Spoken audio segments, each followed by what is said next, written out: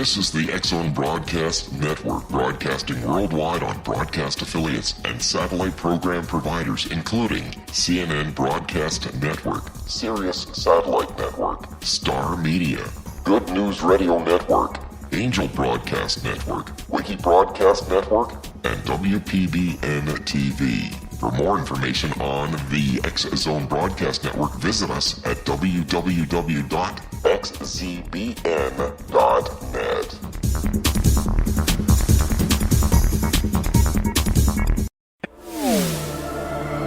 The X-Zone Radio Show with Rob McConnell is largely an opinion talk show. All opinions, comments, or statements of fact expressed by Rob McConnell's guests are strictly their own and are not to be construed as those of the X-Zone Radio Show or endorsed in any manner by Rob McConnell, Relmar McConnell Media Company, the X-Zone Broadcast Network, its affiliated networks, stations, employees, or advertisers.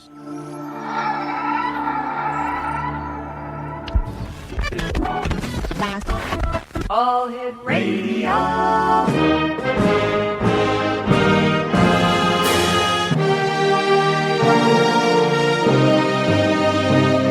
Welcome to the X Zone, a place where fact is fiction and fiction is reality. Now, here's your host, Rob McConnell.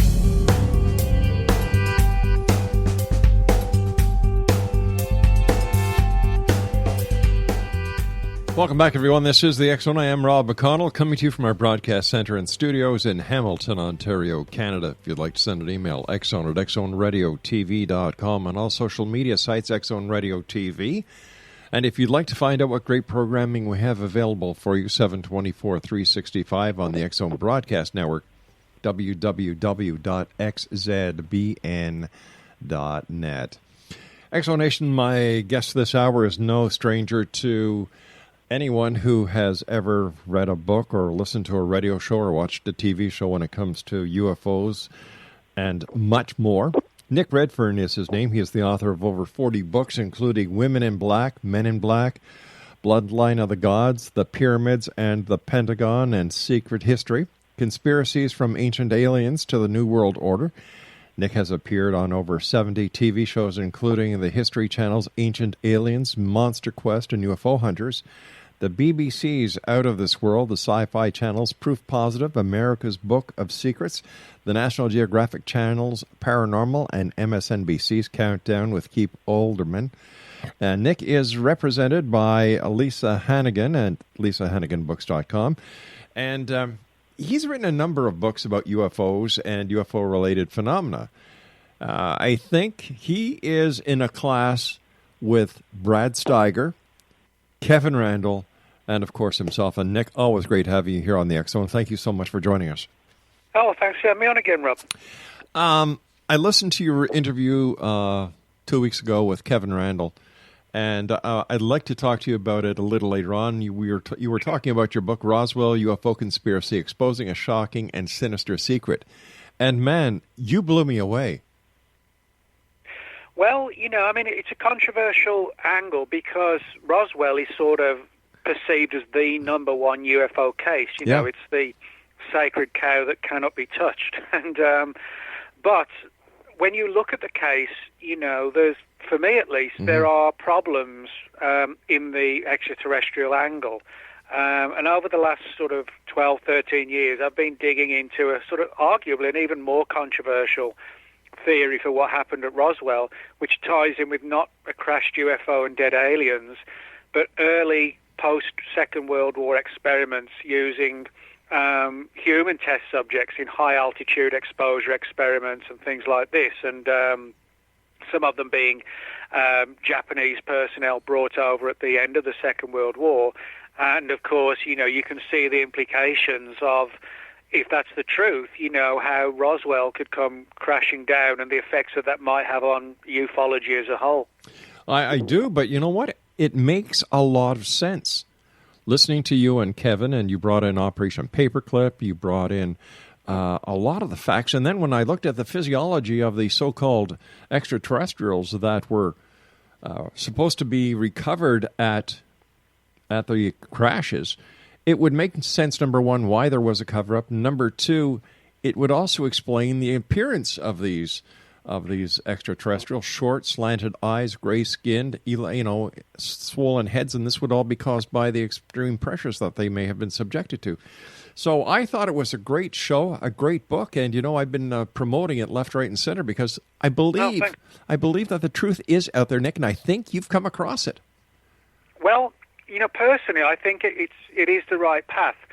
The problem that we all face, though, in ufology, whichever side of the coin you're on, is how do we actually prove it? And that's the problem, that everybody, whether they believe it's extraterrestrial, a weather balloon, or the Air Force's stories about crash test dummies, or the ones in my book, the problem is that there's no doubt in my mind that somebody somewhere is hiding the truth of Roswell. But the problem is nobody, as I said, on any side of the coin can find where that truth is. So, we're all still kind of racing, for the answers, or the proof, I should say, rather than the answers. And, that's sort of the final goal. I think we've got enough evidence to show that something crashed, bodies were recovered, and multiple cover stories were put into place. Now, we just need to try and find where that material evidence is held. And I think, my friend, you have started people looking in the right direction with your new book entitled Roswell UFO Conspiracy, Exposing a Shocking and Sinister Secret. Exonation, Nick Redfern is my guest. Nick Redfern, fortean.blogspot.com is the best way to read about Nick, and we'll both be back on the other side of this break as we continue here in the X Zone with Nick Redfern from our broadcast center. We're right here in Hamilton, Ontario, Canada. My name is Rob McConnell. Don't go away.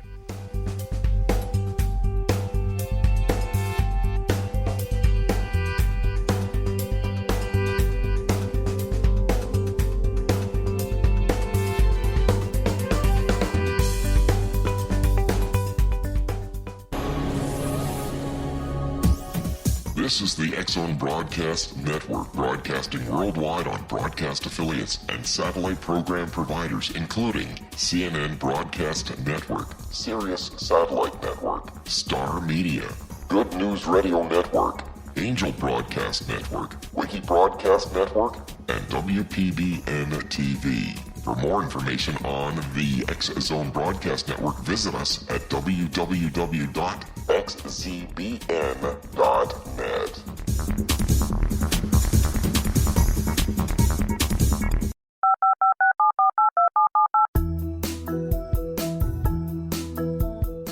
Did you know that when you're on the road with limited data or Wi-Fi, you can still listen to the X Zone Radio Show with Rob McConnell, The Science of Magic with Gwilda Wiyaka, X-1, Dimension X, Space Patrol, and every minute of the X Zone Broadcast Network by calling 213-401-0080, courtesy of Audio Now.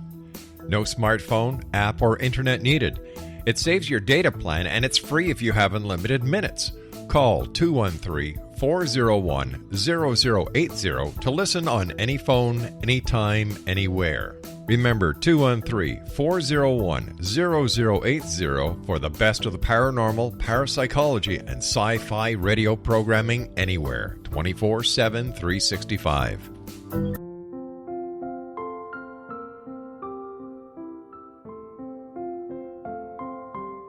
I am Dr. Carl O'Helvey, founder, president of a new cancer foundation focusing on evidence-based physical, mental, and spiritual interventions, including natural cancer cures, prayer, meditation, affirmations, nutrition, and other related holistic cancer prevention and cure modalities. These are used in cancer education, research, and financing care. I ask for your help to continue this important work by donating at www.holisticcancerfoundation.com.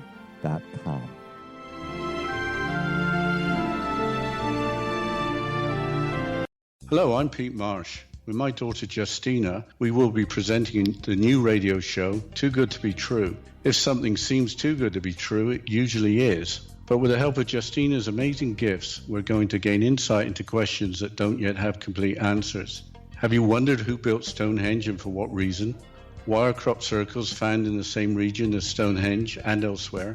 Are crop circles a hoax, or are they created with technologies that we have little knowledge of? Who built the pyramids in Egypt and also in other countries? How and why were they built? Was the Titanic switched with the Britannic as part of a gigantic insurance fraud, or for more insidious reasons? What caused the Tunguska event when trees were flattened over an 800 square mile area in Siberia?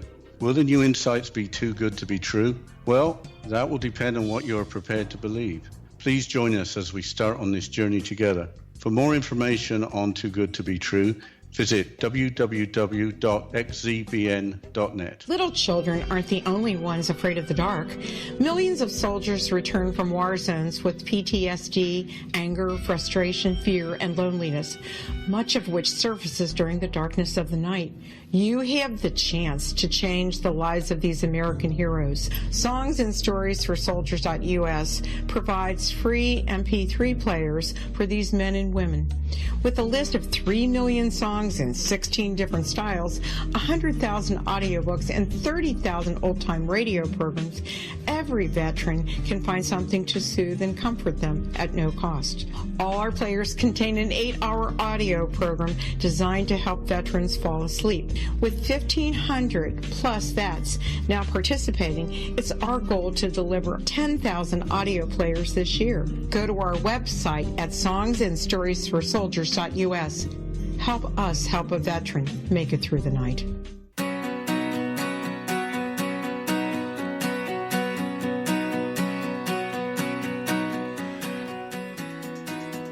Nick Redfern, Fortean.blogspot.com is the website for Nick Redfern. He is our guest this hour. And, Nick, you and I were talking during the commercial break about the fact that members of the UFO community love to look at Roswell as the mecca of the UFO phenomenon. And yet when other people come up with other theories that are based on their research, that they just ignored. Like, I'm sorry, it's my way or the highway, basically. But when it comes to Roswell, there's one thing that has always puzzled me, Nick. Now, maybe you can help me understand it. Jesse Marcel, the base intelligence officer, goes, retrieves some of this crash debris, puts it into his custody, and instead of returning right away to the base, he goes home and lets his wife and child handle this evidence. To me, right then and there, the Roswell case is finished. Well, yeah, that is sort of, an odd situation to do. I mean, the 509th was the wing at Roswell, was the wing where the atomic bombs were dropped on Japan. It was actually the 509th who dropped the bombs. So in other words, it was one of the most strategic, sensitive, important bases in the United States. And so anything unusual that would have been found out in the desert and couldn't initially be identified, it is almost, one of those hard-to-believe situations that somebody recovers, high-ranking officer recovers the materials and takes a detour back home and, shows it, like you said, shows it out for his family, rather than, making a quick drive to the base to get it, studied and examined. Not only that, but to maintain the chain of evidence and the chain of custody, because as soon as he brought it to his home and let civilians play with it, man, he's ruined the chain of evidence. It doesn't exist anymore. No, you're exactly right, and so that doesn't make sense unless, there's a possibility that he thought this was terrestrial material, that something unusual had come down. Now, even under those circumstances, he still shouldn't have stopped off at home first, but to me at least, the fact that he did suggests that this wasn't the sort of otherworldly material we've been told it was, but actually something that may have been unusual, but was also terrestrial. Now, you see, the fact that the first release said it was a balloon, or was it the first release a crash UFO and then it was switched to a balloon? Well, actually, what they first said was it was a flying disc. Now, and the term flying saucer and flying disc are interchangeable. But the one thing that a lot of people forget is that when we talk about flying saucers and UFOs today, we've got 70 years of of phenomena, of books, of magazines, of TV shows, to understand from our perspective what UFOs and flying saucers might be. But a lot of people often forget a crucial thing, that when they put out that statement that we've recovered a flying disc, well, this was only 13 days after Kenneth Arnold's first sighting of a flying saucer. So in other words, imagine if we were just 13 days into the first UFO sighting. In other words, we wouldn't know much about the subject. All we would know is that something weird's flying around and people call them flying saucers and flying discs. We wouldn't have any history of abductions, crashes, Area 51, nothing. And that's the position people were in then. So in other words, what this means is that flying saucer and flying disc back then didn't mean in 47 what it means for us today with 70 years of hindsight. It just meant people have been seeing these things for less than 2 weeks. There was no history, there was no law, there was no books written. So flying disc back then didn't equate with alien spacecraft. It was just something that had just very, very recently been seen, and nobody really knew what they were. And there was still a lot of media hype 2 weeks after the event with Kenneth Arnold. Yeah, that's right. There was a lot of hype, but as I said, there wasn't sort of any history of the phenomenon to make people think, oh, that's, aliens, UFOs or whatever, because, as I said, it only just kicked off. So when they said it was a flying disc or flying saucer, they weren't talking back then about an alien spacecraft. They were just talking about a new phenomenon that had been reported. People often forget that because they look at it from our perspective of what flying disc, flying saucer and UFO mean today. Nick, why do you think that if, in fact, this was a flying saucer, and I have never followed that line of logic or thinking, why do you think it took so long after, and why did it peter out so fast going back to 1947? Well, that's a good question. I mean, you're right that when the event happened, it was actually major news. For example, all the major news services in the United States and some overseas as well picked up on the story. And as you said, the first report was we've recovered a flying disc. The next day, sorry, it's just a weather balloon. And what happened was that Major Marcel was flown out to Fort Worth, to the military base at Fort Worth, photographed holding what was clearly weather balloon debris. It wasn't the original materials, we know that much. And when he was shown, he was photographed holding this, the press just dropped it. They're like, oh, okay, it was a weather balloon after all. And it actually took until the mid-1970s before the story really got picked up again in ufology, and people like Bill Moore, who co-wrote the Roswell Incident book, and Stan Friedman started looking into it further. But of course, 30 years had passed by, and a lot of the key players, like Matt Brazel, the rancher who found the wreckage, they were long dead. But at least, by the 70s, things were starting to open up again. I often wonder what would have happened if Stanton Friedman had never been involved in the Roswell case, if, in fact, ufology would be the phenomena it is today. Well, probably not, and certainly not with Roswell, because what happened was it was purely by chance after a media appearance that Stan actually heard this story. Oh, you need to speak to this guy about this event he was involved in. He was involved in a crashed UFO back in 47. And that's what happened. Stan then got on the trail of the threads and the leads and the few people who there were names for back then that were involved or knew something about it. And it began very much as like a detective story. And it turns out that Bill Moore was also looking into it. And so their material was combined pretty much into the Charles Berlitz and Bill Moore book, The Roswell Incident, which came out in 1980. And then from there, you had various other researchers digging into it, like Leonard Stringfield, and then later on Kevin Randall, who you mentioned earlier, Don Schmidt and Tom Carey. And but just about all of those, well, actually all of those, were pursuing the extraterrestrial angle. There were a couple of researchers in the 90s, like Carl Flock, who was looking at it from the perspective of not a weather balloon, but something called a mogul balloon, which were these huge balloons designed to monitor for Russian atomic bomb tests. But the problem is, of course, these were just balloons, so that didn't explain the body's angle. And that was actually the theory that the Air Force came to accept as the real one, that it was a mogul balloon and not a weather balloon. Nick, what was your driving force into getting to find out what was behind the Roswell case? Well, what happened was that actually back in 1998, I wrote a book called The FBI Files, which is a study of all the FBI's declassified files on UFOs.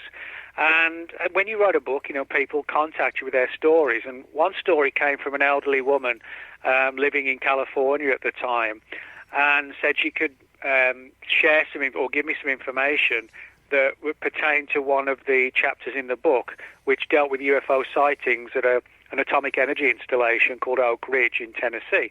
And my natural assumption, was that she wanted to talk about UFO sightings at Oak Ridge. But when we met up in the summer of 2001, she had a very different story to tell me. She talked about how the Roswell story was not what everybody thought it was, and that in reality it was one of 5 or 6, maybe 7 or 8 experiments undertaken in the New Mexico desert in 1947 with these high-altitude programs and people used as guinea pigs. And she said on a number of occasions she saw a number of dead bodies brought in.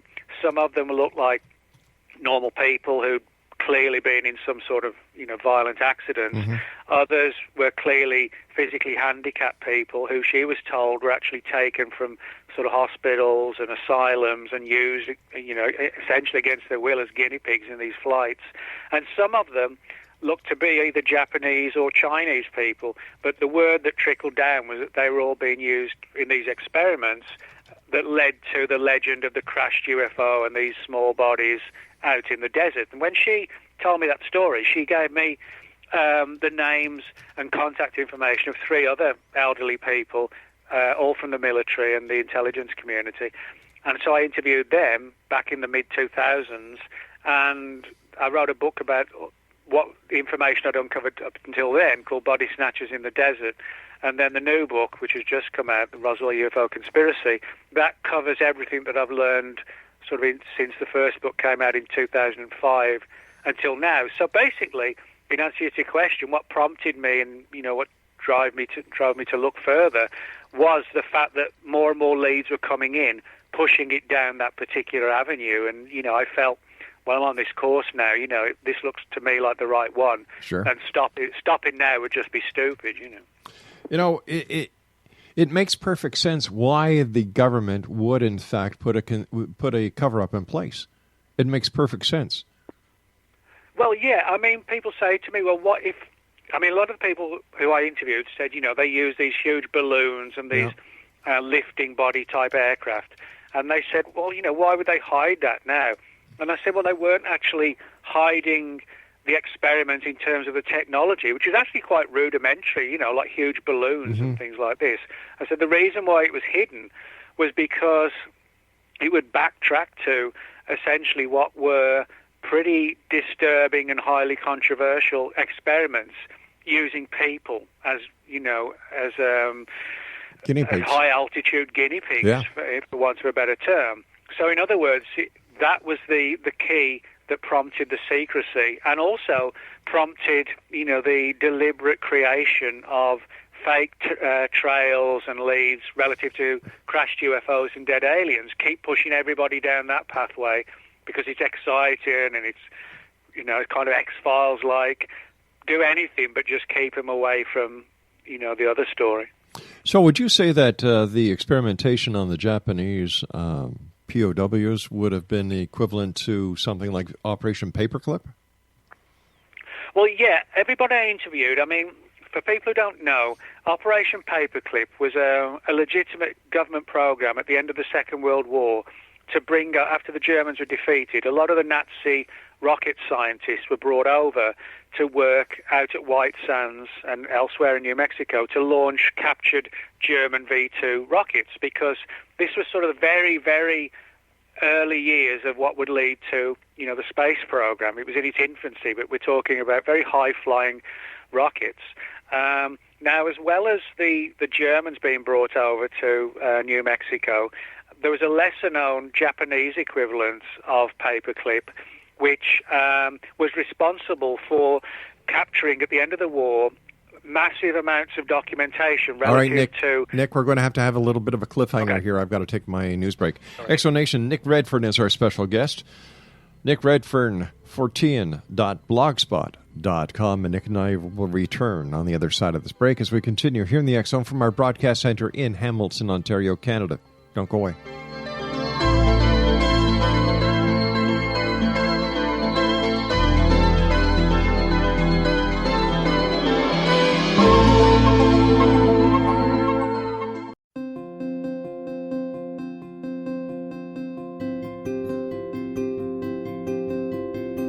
Dreams are our personal gateways into infinite wisdom. Don't miss shamanic counselor and indigenously trained dream decoder Sandra Corcoran's inspiring book, Shamanic Awakening Between the Dark and the Daylight.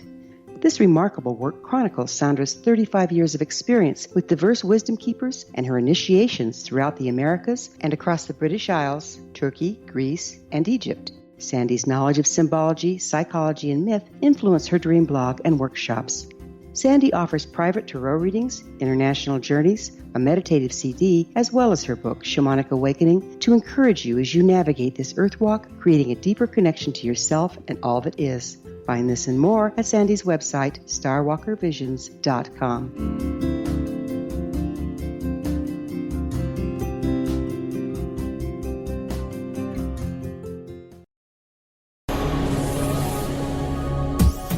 This is the X Zone Broadcast Network, broadcasting worldwide on broadcast affiliates and satellite program providers, including CNN Broadcast Network, Sirius Satellite Network, Star Media, Good News Radio Network, Angel Broadcast Network, Wiki Broadcast Network, and WPBN TV. For more information on the X Zone Broadcast Network, visit us at www.xzbn.net.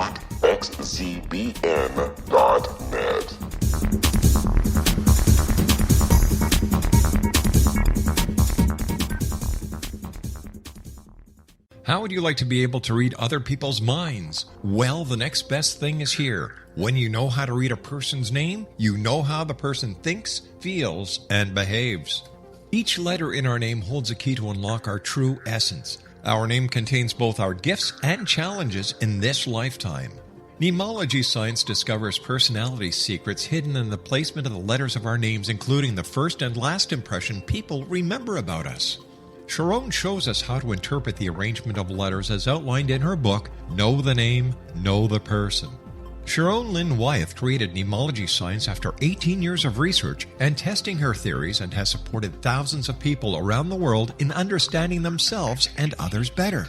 You'll enjoy Sharon's unique teachings as she shares her system to learn the gifts behind your given birth name. Even if you don't like your birth name, there are jewels in this book. If you're thinking of changing your name, ready to name your child, or wanting to get along better with others, this is the book for you.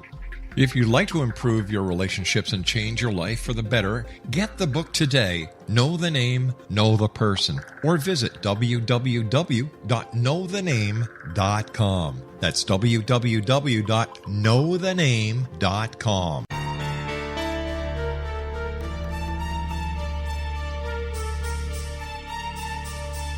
Hello, I'm Justina Marsh, and with my dad Pete, we are going to present a new show called Too Good to Be True. Together, we are aiming to discover more truths about this world and beyond. Do you have unanswered questions about the world?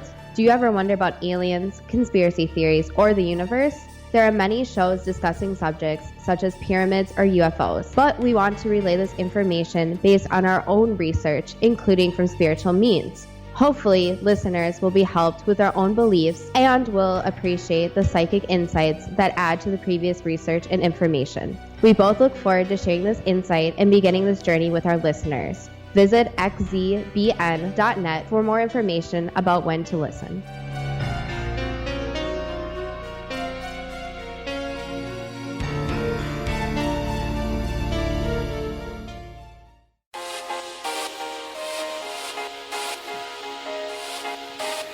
Exonation, Nick Redfern is our guest. Nick Redfern, Fortean.blogspot.com. And Nick's latest book is Roswell UFO Conspiracy, Exposing a Shocking and Sinister Secret. This is an update of his book, Body Snatchers in the Desert, which suggested a U.S. government experiment using captured Japanese soldiers that went horribly wrong. And Nick, always great having you here on the show. And as I said to you earlier, this makes total sense. It makes total sense. And, you know, listening to your interview with Kevin and reading the material, there is no wonder that the United States government or any other government would want to keep this covered up. And people say, well, come on, Rob, the government doesn't get into experimentations. No, my gosh, what was the name of that experiment that they were doing at the Allen Memorial Institute in Montreal, testing LSD? The CIA was involved in the testing of LSD people. What was that called? Project? MK Ultra. MK Ultra, yeah. Yeah. You know, so that just goes to show that, yes, it is being done. Why? Well, that's another question. Yeah, as we mentioned before the break, you know, there was this program, Operation Paperclip, that brought a lot of the Nazi scientists over to work in rocketry. But a lesser-known Japanese equivalent of Paperclip brought over a lot of Japanese scientists who were working in the final stages of the Second World War, and had the war not finished, they would have completed these gigantic new balloon arrays that they were building. Sort of like, almost in some cases, they were like the huge Zeppelin balloons of the First World War. And the idea was that they would sort of soar across the Pacific towards the United States and have these glider lifting body type aircraft attached below them, and the crews would sort of act in like a kamikaze fashion. So in other words, they would just hurtle down to the cities loaded, you know, with explosives. And yet during World War II, they used Fugos to do that. That's right. Exactly. Yeah, the Fugo balloon bombs were like a rudimentary version of the far more superior, if you like, and manned balloons that were going to be used had the war not ended. Fortunately for us, you know, the war did end and we didn't have to face those balloons. But what happened is a lot of the scientists and the personnel involved were brought over as a part of this Japanese equivalent of Paperclip, and the construction of these massive balloons went ahead. And the story that I got from all the people I spoke to, and other researchers got a similar story too, was that it was one of these gigantic balloons that came down on the ranch. But in this case, this was one where they were doing the high-altitude testing and had these guinea pigs on board. They said there were also several other crashes in New Mexico in the same time frame and around the same area, which actually did have these sort of Japanese crews on. Hello? Don't know what happened, Nick. Oh, we got it back anyway. Yeah. All right. So, but hold on, buddy. But yeah, the story was that there were several of these crashes or flights and crashes, and that in some cases the crews were Japanese. Now, people might say, well, you know, everybody knows it was a UFO crash. But what's interesting is that when you look into this story, you find a lot of threads that weren't connected to me at all. You know, I'd be very suspicious if I was the only one getting the story. But back in 1997, when the media was covering the whole issue of the 50th anniversary of Roswell, Popular Mechanics magazine put out a story saying that they'd been told of the Japanese angle to all this, a Japanese equivalent to Paperclip. That was their exact words. And this was 4 years before I was even looking into this. And one of the key players in the story, who we know got to see the bodies up close and personal, was a guy named Melvin Brown, who was stationed at Roswell, the base, in 47. And he told his family, and this is a direct quote, that the bodies that he saw could have, quote, passed for Chinese. Now, when you say something so specific as they could have passed for Chinese, that doesn't sound at all like the typical alien grey, you know, with the large head and the black eyes. It sounds like exactly what you're explaining. It looks like a Chinese person. So, in other words, a lot of people in ufology steer away from Melvin Brown's, not so much from his accounts, but from that specific aspect, because it complicates and kind of negates their theory that aliens crashed. But, why, if there are so many ufologists out there that are seeking to find the truth, Nick, why don't they open themselves to all possibilities? Why just look at Roswell? Why just look at the established UFO criteria? Why not open yourself up to other possibilities? Well, my answer to that question, Rob, would be that most people in the Roswell field, Kevin's actually different. Kevin is very open-minded, yes, he is. And a lot of his views have changed. Yeah. But a lot of people who in the Roswell field, they are so driven by belief and by the whole I want to believe factor, the X-Files. And some of them, getting up there in years, I think just cannot face the idea that it can now be anything but extraterrestrial. It's the only angle for them, because the alternative is to see their theories come crashing down. But, my approach is that I'm not in the business of, destroying belief systems or, destroying and crushing people's beliefs for the sake of it. I feel it's very important to go for the truth and where the truth lies, because that's all we shouldn't be looking to try and vindicate the alien angle or the mogul balloon angle or the crash test dummy angle. We should just be looking for the truth. Exactly. And if the truth takes it away from the extraterrestrial angle, well, that's just too bad at the end of the day. That's just too bad. Exactly. And here we are 70 years later, right? Is this the 70th anniversary of Roswell coming up? Yes, yeah, it is. Yeah. With all our modern technology, Nick, that smoking gun has not been established. And with all the ability of computer hackers, nobody has come up with anything that remotely looks like anything that would prove that any government of the world is covering up the fact that ETs are here. Well, no, you're right. I mean, through things like the Freedom of Information Act, a lot of interesting and good, solid, credible files have surfaced, with the Freedom of Information Acts of numerous nations around the world. But you're right, we don't have that ultimate smoking gun, and we don't have that in Roswell either. And, I'm always sort of brutally honest with people. And, when it comes to Roswell, I have to admit, we don't have any kind of smoking gun for any theory. I mean, even the Air Force, with their mogul balloon theory and the crash test dummies theory that they came up with, they admitted in their reports that although they thought that was possibly the answer, they admitted that they couldn't find any records to actually prove that. But equally, they couldn't find any UFO records. And I don't believe the Air Force was lying at all. I differ from a lot of people in ufology. I do think someone's hiding the truth of Roswell, but I don't think it's the people who we think it should be, like the Air Force or the CIA or the Pentagon. I think it's more sort of like a hidden government within the government, like a shadow government, rather than the elected government, so to speak. And so I think the problem is, not only do we not have the smoking gun for Roswell, we don't even really know where to go and look for that evidence. But if everything at Roswell was done in the name of national security for whatever reason, maybe for future space flight, I don't know. Doesn't it make sense that the government has the right to do things in a clandestine manner in order to secure national security? And that I mean, in certain cases, I mean nobody of a sane mind would want people like North Korea and Russia to get hold of the secrets of our nuclear missiles and where they're all kept and things like that. Nobody would want that to happen. Nobody would want, things like sources and methods information coming out and spilling over into the hands of terrorists, because that would just be disaster. So yes, that there are highly legitimate reasons, where national security is not just vital, but it's common sense as well.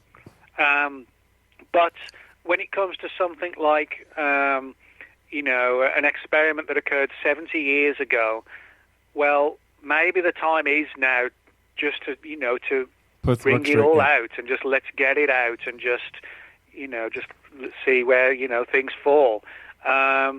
Obviously, nobody who's around today would have is responsible for having instigated or anything like that, because it's so long ago, everybody's gone. Mm-hmm. But I think, if this is the answer, I would hope that at some point somebody would come forward and say, well, yeah, this is the answer, and, it was kind of a bit of a dark time in the early post-war era. We were looking at the Soviets for the next big problem, and, we were trying to get things into space and rocketry, and somebody crossed the line, and we're sorry, I would hope something like that might be said. But do you think that the members of the UFO community and those who believe that there is a government conspiracy or cover-up in place would actually believe that? No. I think they would see it as just another layer of the conspiracy and another cover story. I mean, people have said that to me. Well, how do you know you haven't been deceived with another cover story to hide the fact that aliens really crashed? And my answer to that question is, well, if you're going to create a cover story for Roswell, why make it so controversial talking about human experiments? Because that's just going to make people sit up and take notice of it even more. And, of course, there's the fact that to this day, the Air Force, and by default as well the government, still stands by the crash test dummy angle for the bodies and the Mogul balloon for the device. But that makes sense. There's no need for them to create another cover story when that one's still in place. And those two cover stories make sense. If in fact, like, I'm not doubting you, Nick, I think that you're right on the money with this entire scenario. And if the government does want to cover it up, this would be the best way. They're just saying, hey, listen, we can't find any records on it. Well, of course they can't, because they're hidden. Hello? Yeah, and a lot of people think, that because the Air Force went searching and didn't find anything, that they're the evil guys, they're the bad guys. They're not. As I point out in the new book, I don't think the Air Force was lying when it said we think the bodies probably were crash test dummies. People don't realize that when you have such secrets of so paramount security and concern, that the average person, or even a high-ranking person in the military, may actually not know that, or be cleared, to even find this material. So in other words, they're looking around for it, they can't find it, and ufology just says, they didn't really look for it. But I think they actually did. But I think they reached a brick wall in the same way, ironically, that we do in the UFO community. Nick, stand by, my friend. You and I have to take our final break for this hour. Exo Nation Nick Redfern is our special guest. We're talking to Nick about his latest book, Roswell UFO Conspiracy, Exposing a Shocking and Sinister Secret. And if you'd like to, check out Nick online, nickredfern14.blogspot.com. And Nick and I will be back as we wrap up this hour here in the X-Zone from our broadcast center in Hamilton, Ontario, Canada. By the way, speaking about Kevin Randall, you can listen to A Different Perspective with Kevin Randall on the X-Zone Broadcast Network. All you need to do is go to www.xzbn.net, find out when Kevin is on, and tune in right then and there. This is the X-Zone. I am Rob McConnell. Nick and I return. Don't go away.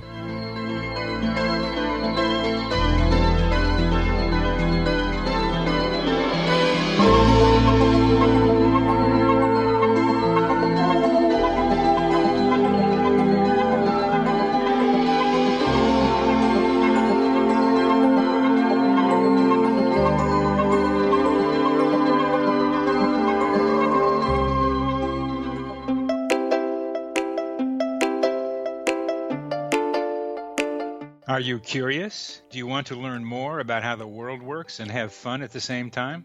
Study coincidences with me, Dr. Bernie Beitman, MD, on my Connecting with Coincidence radio show here on the XZBN network. Listen to Jungians theorize, statisticians randomize, true believers evangelize, while I categorize. I dance to the rhythm of coincidences. People who experience me see more of them. Maybe something on the show matches a thought in your mind. Let us know. Expand your mind to the weirdness happening around you. Synchronicity spoken here, there, and everywhere.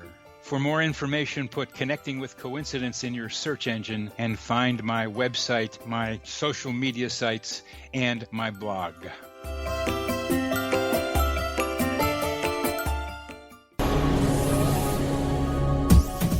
This is the X-Zone Broadcast Network, broadcasting worldwide on broadcast affiliates and satellite program providers, including CNN Broadcast Network, Sirius Satellite Network, Star Media, Good News Radio Network, Angel Broadcast Network, Wiki Broadcast Network, and WPBN TV. For more information on the X-Zone Broadcast Network, visit us at www.xzbn.net.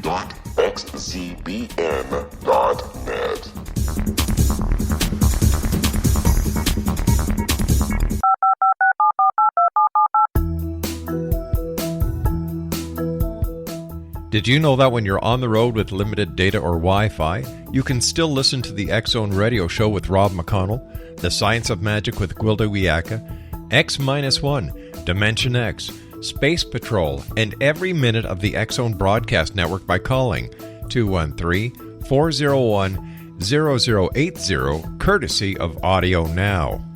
No smartphone, app, or internet needed. It saves your data plan, and it's free if you have unlimited minutes. Call 213-401-0080 to listen on any phone, anytime, anywhere. Remember, 213-401-0080 for the best of the paranormal, parapsychology, and sci-fi radio programming anywhere, 24/7, 365.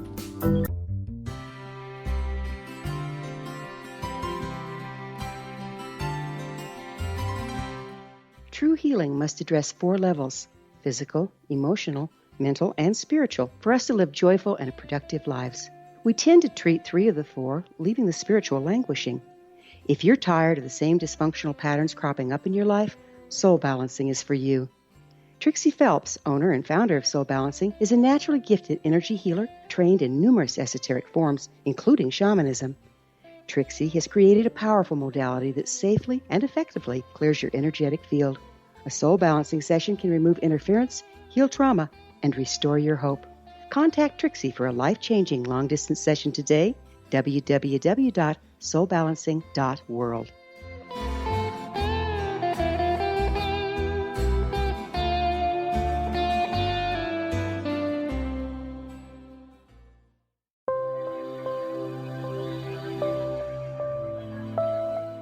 There's a legend shared by many indigenous cultures of a time when the nations were cast to the 4 corners of the world. Each nation was given a body of sacred knowledge that held a different portion of the truth to preserve. True reality could not be known until all the nations reunited, combining the information. If a single one was missing, the world could not be reborn and darkness would prevail. The Science of Magic Radio is dedicated to reuniting the sacred knowledge. With the understanding, none of us has all the answers, but together we can open new perceptions and possibilities. Through our combined vision, the world can be reborn into a place where darkness no longer prevails. Join me, Gwilda Wiyaka, and the Science of Magic daily on the X-Zone Broadcast Network, xzbn.net, or visit us at thescienceofmagic.net.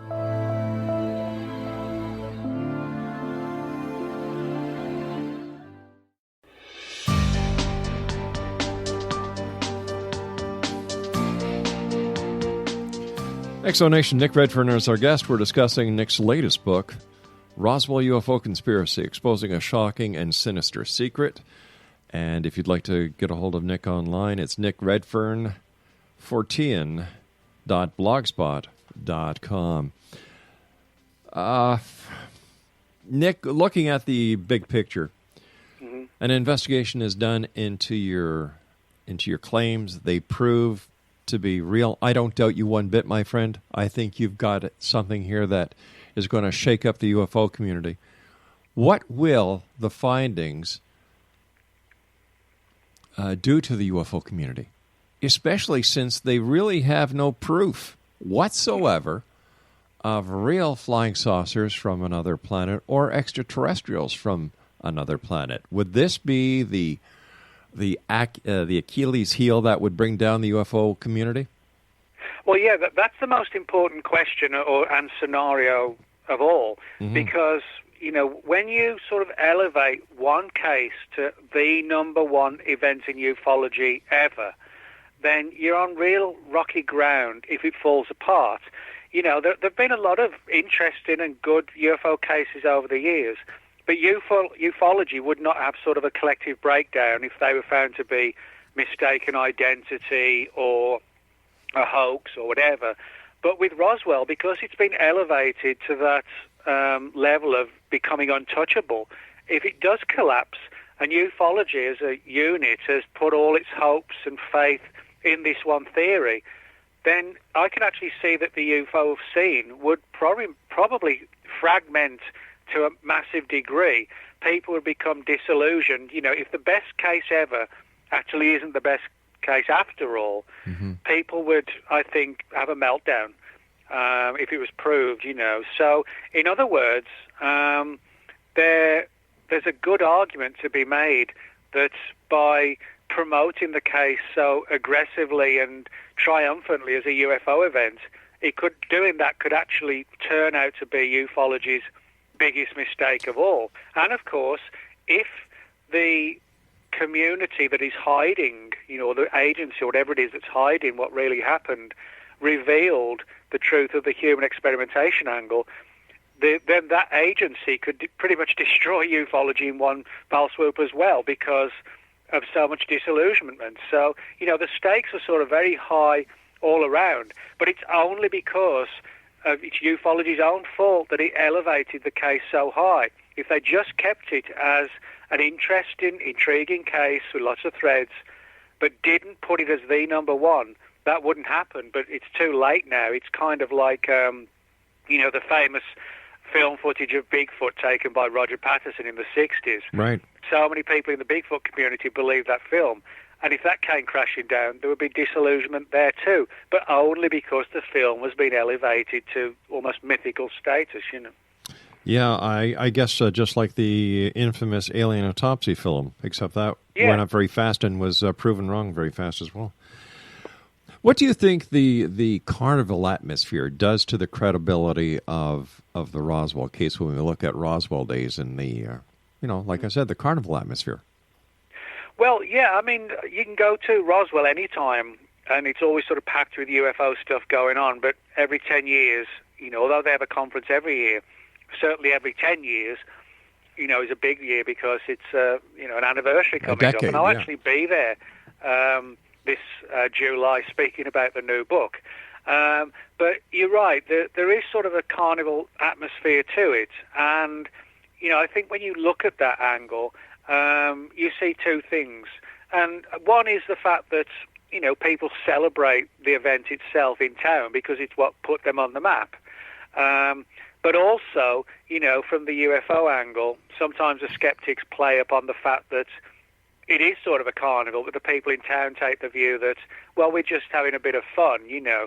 So in other words, a lot of what goes on in Roswell, the town, when they have these anniversary events, really isn't put on or done by ufology. It's done, you know, by the city of Roswell to promote tourism and, you know, the economy in town. Yes, you have people from ufology speaking out there, but they're not the ones, you know, who are sort of responsible for that kind of atmosphere. And I don't mind, you know, I don't mind a light-hearted approach to ufology and, you know, and kicking back and chilling out and everything else. I think sometimes, you know, the scene gets overly serious and pompous, so that doesn't bother me. But I think the only downside of these events is that, for obvious reasons, you know, they champion the UFO angle at the expense of everything else, really. What I often wonder what Roswell, New Mexico would be without the alleged crash. Well, it's a very good question. I mean, it was the birthplace of John Denver, so so maybe he would be the you know, the number one. Although he's dead now, you know, the number one legend in Roswell, maybe. Nick, you mentioned briefly Bigfoot. Anything new or exciting in the Bigfoot arena? Not really. You know, it's just kind of the same old stuff of sightings and blurry film footage and et cetera, But, you know, I actually do think there's something to that. But, you know, that's sort of a totally different kind of enigma. You know, you've got ufology and then you've got what's called cryptozoology, the study or the search for unknown animals, which covers everything from like the Loch Ness Monster, Ogopogo, Champ, the Abominable Snowman, and so on. So but that's my other big interest aside from UFOs is the whole issue of cryptozoology. Nick, I've been doing this show for 26 years, 5 nights a week, 3 to 4 guests a night. Nothing over 26 years has changed except the audience. That's right. You're right.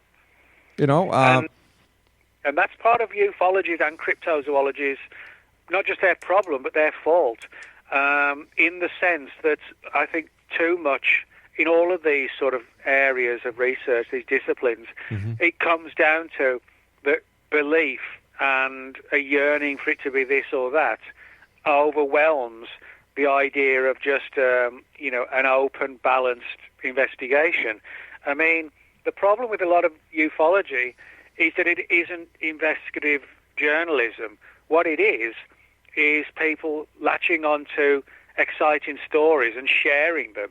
Well, that's not really investigating something to try and get to the heart of it. It's basically recycling exciting tales. And if people want that, well, that's how it goes. Yeah. But I don't think we should want that. We should want, the answer. But the problem is, I think, particularly like this Roswell angle, I know a lot of people in the Roswell community have heard this story, but they won't investigate it. And I think some of them, the reason they won't investigate it is because the fear of what they might find. They prefer like an ignorance is bliss angle or approach better. Whether it's the UFO community, whether it's the Bigfoot community, whether it's the ghost hunters, people, I've said this many times, nothing has changed in 26 years, and people say, well, why do you keep doing this show? And I say, because the truth is out there. And by bringing as many people to this forum that we have, one day, Nick, I really believe the truth will be forward, will come out, whether it's with George Noory, myself, or any of the other shows that are out there. The truth is out there. Nick, I want to believe, but I want to see proof. No, I get that. We all want to believe in something, that's our nature as people. I mean, for me, despite the fact that I'm highly doubtful that aliens crashed at Roswell, I do believe there's a real UFO phenomenon. I mean, the reason I got involved, my dad worked in the British Royal Air Force on radar. He's a radar mechanic, and he was actually involved in several weird UFO events in the Cold War. And I do think there's enough evidence, although it's not evidence but testimony, that there is some sort of creature of some kind that has become known as Bigfoot. But it doesn't mean I buy into every story. But people, again, like with Roswell, it's kind of like, because it's been elevated so high, if you say you don't think aliens crashed at Roswell, people also assume you don't believe in UFOs. That's the power that Roswell has. People can't extract Roswell from the UFO phenomenon and vice versa. It's like they're not. It's not possible, to remove one from the other. That's how it's seen, and that's the problem. So what's next for you, Nick? What are you up to next? Well, I've got a completely different book coming out in September called Shapeshifters, and it looks at the whole history of shapeshifters throughout history, mythology, folklore, legends. So there's obviously the chapters on things like werewolves and man to wolf, wolf to man, but there's also other ones like the Native American skinwalkers, and ancient legends of creatures that could shapeshift into all sorts of different forms, and leopard cults in Africa where supposedly certain tribal people knew how to allegedly transform themselves into leopards or lions or hyenas. So it's basically like a trip through, as I said, history, mythology, folklore, legend, to try and get to the bottom of, all these different stories of shape-shifting from human to animal and vice versa.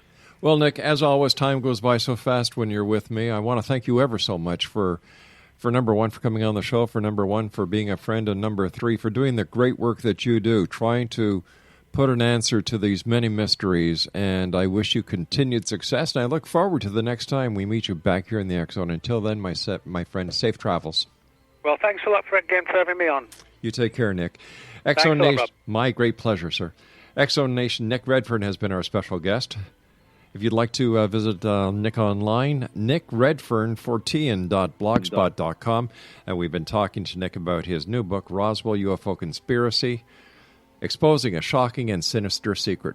I'll be back on the other side of this break as we continue here in the X-Zone from our broadcast center in Hamilton, Ontario, Canada. Don't go away.